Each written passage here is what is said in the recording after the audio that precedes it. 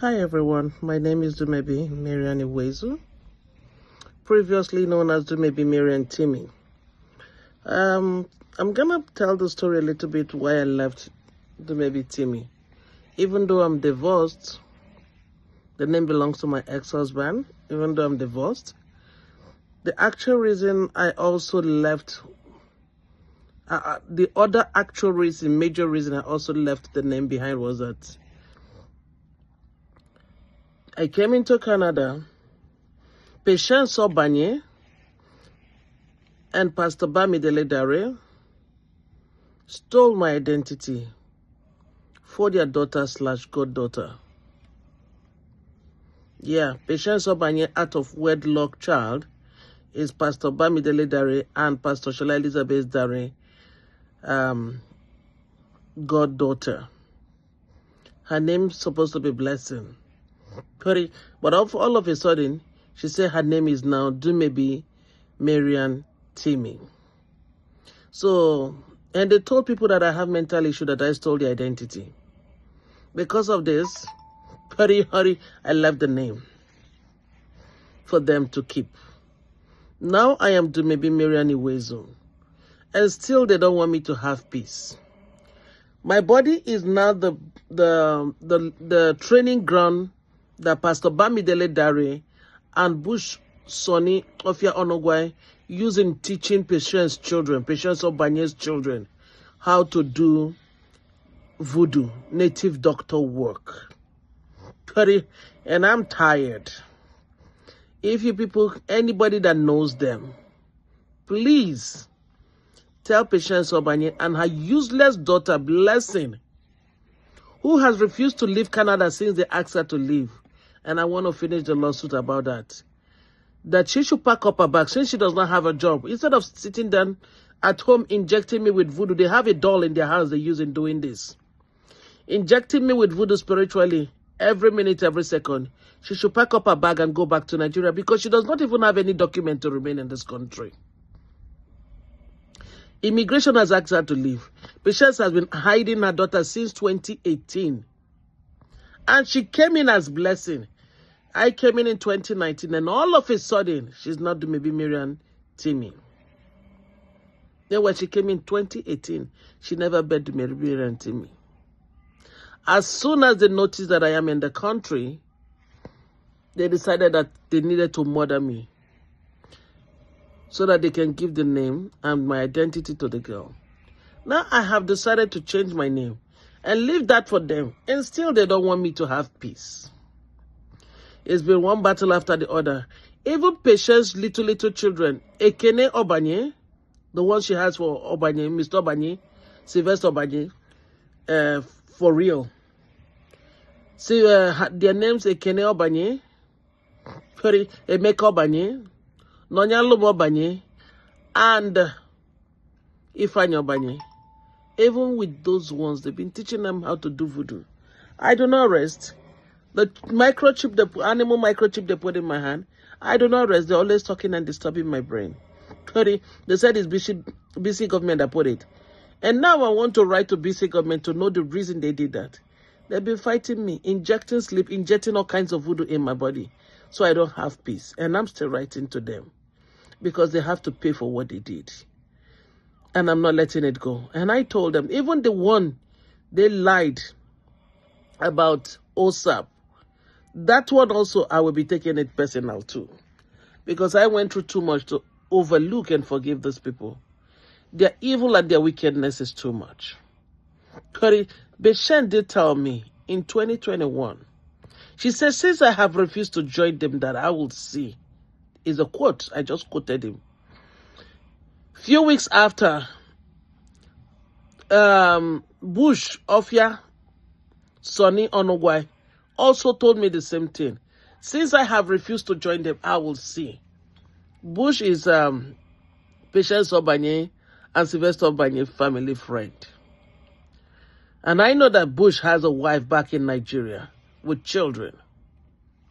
But Patience has been trying to force me to marry Bush. And I did tell her that I'm not looking for a husband. Now it's her daughter Blessing that is trying to force me again to marry Bush. And I wanted to make another statement. Patience always boasts of how much Bush has money, how much he makes. And he has refused to give any of her 2 daughters to Bush. Why? Is it because the money is not real? Or is it because she knows that the guy is married and he has a wife back home?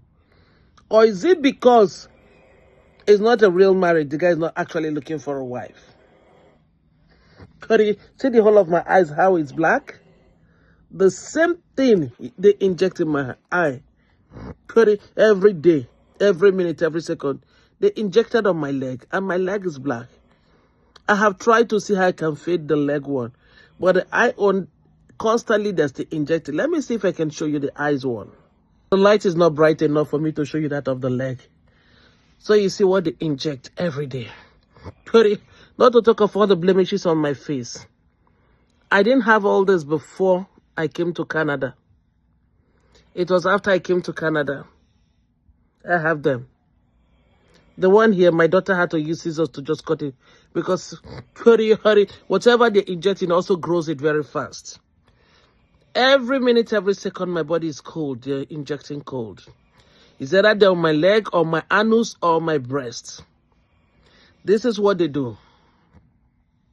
Because they have been fighting me. Guess what they're fighting me for? I should come back to British Columbia to come and cover for Patient's daughter to remain in the country. And number 2, I should not let anybody know all that they did so that the daughter can remain in the country. And I told them I'll be writing my book. I have to finish all the lawsuits. I have to gather documents. I have to make sure they pay for every evil and every single thing I went through in Canada. That is why I'll be writing my book. And I'm hoping, if the name has not been taken, I'm hoping it's going to be titled, How I Ended Up with an Animal Microchip in Canada.